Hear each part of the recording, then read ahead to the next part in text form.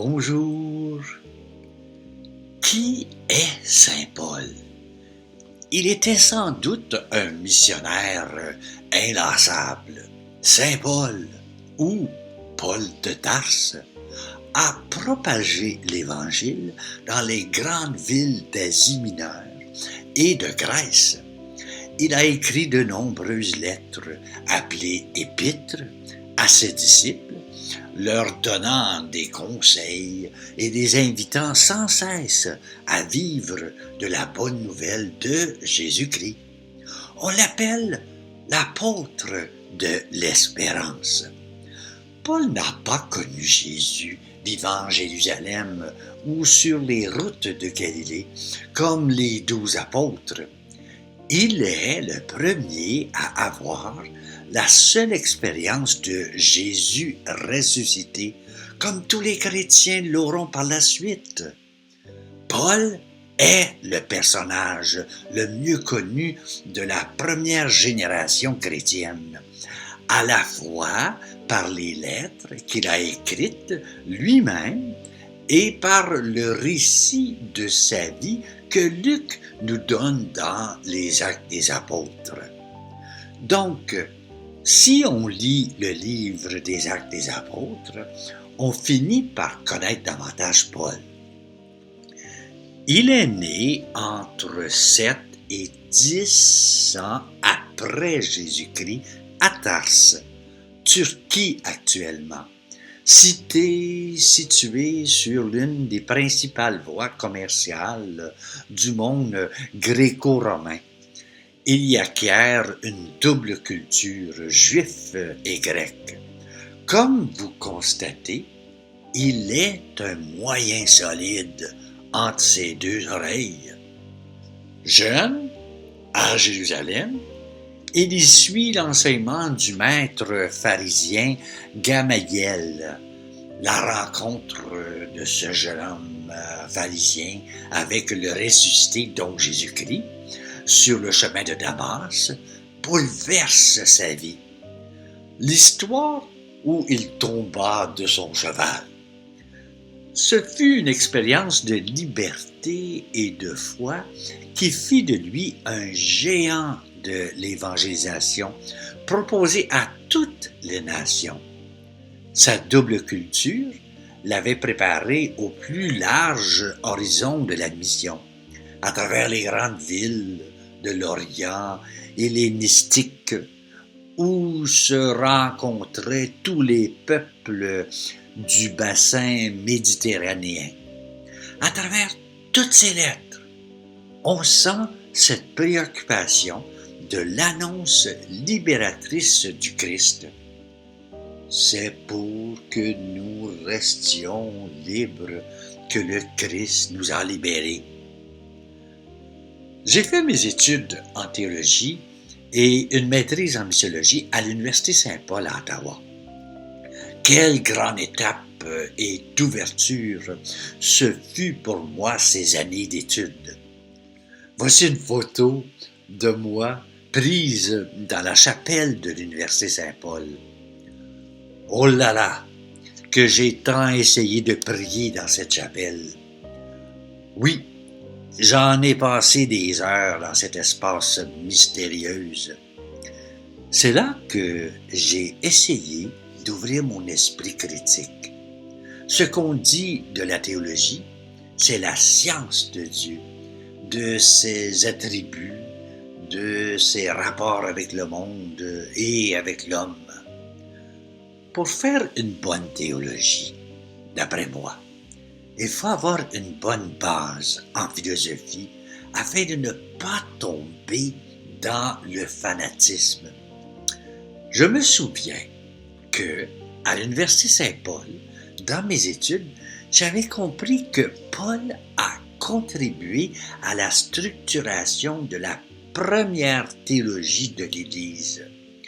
Le Christ ressuscité y tient la place centrale, car l'expérience de Damas, où il est tombé de son cheval, est celle d'un Christ qui prend possession de sa vie et sera en permanence la référence majeure de sa réflexion, de ses exhortations, de ses encouragements et de toutes ses entreprises.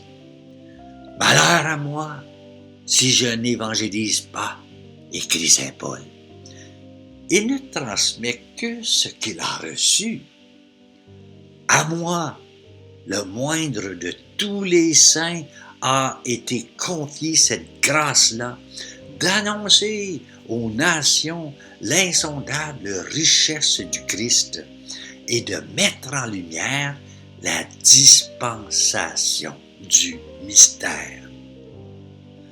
Paul nous encourage à avoir une parole forte, audacieuse. Sa leçon théologique pour aujourd'hui est la présence du Christ vivant qui vient habiter chez nous, nous invitant à un changement de vie radical dans la suite du Christ. Aimez-vous les uns les autres comme le Christ vous a aimé. Une phrase importante, n'est-ce pas? Peut-être la dernière phrase qu'on dira avant de mourir. Aussi, on a tous entendu l'hymne à l'amour de saint Paul. Ce passage de la première lettre de saint Paul, apôtre aux Corinthiens, très connu et souvent choisi lors des préparations de mariage, permet de comprendre l'essence de la foi chrétienne. Dieu est amour. Un style littéraire classique de l'époque, d'où cette construction en 3 parties. La charité est-elle nécessaire? En quoi consiste-t-elle? Est-elle supérieure à la foi et à l'espérance? Paul rappelle que cet amour divin doit être vécu de façon concrète. Allez le dire, le lire, ça vaut la peine. C'est plein de bon sens. Si vous voulez approfondir votre connaissance de saint Paul, je vous suggère fortement les 6 conférences du père Christian Dion, que vous trouverez dans le YouTube de Foi et Télévision chrétienne. J'ai placé les liens sous cette page afin que ce soit facile pour toi. Dommage que ce site n'est pas tellement visité. En passant, je trouve cela terrible, car c'est un lieu où l'on retrouve une foi questionnée, intelligente. Rien de fanatique dans ce site. Donc, on retrouve Paul et l'évangélisation d'aujourd'hui. Christian est un solide. Il est professeur à l'Université Saint-Paul à Ottawa. Facile à suivre et même à comprendre. Le Père Christian livre un message d'espérance face à l'évangélisation. Imaginez-vous ces 6 conférences gratuites et très, très solides. Ça n'oblige pas que tu sois croyant pour suivre ces conférences. Vous savez sûrement qu'on peut faire de la théologie sans être croyant. Je me souviens, comme hier, un professeur à l'université nous disait dès notre première année en théologie, si tu as la foi, ton parcours en théologie pourrait te faire perdre ta foi.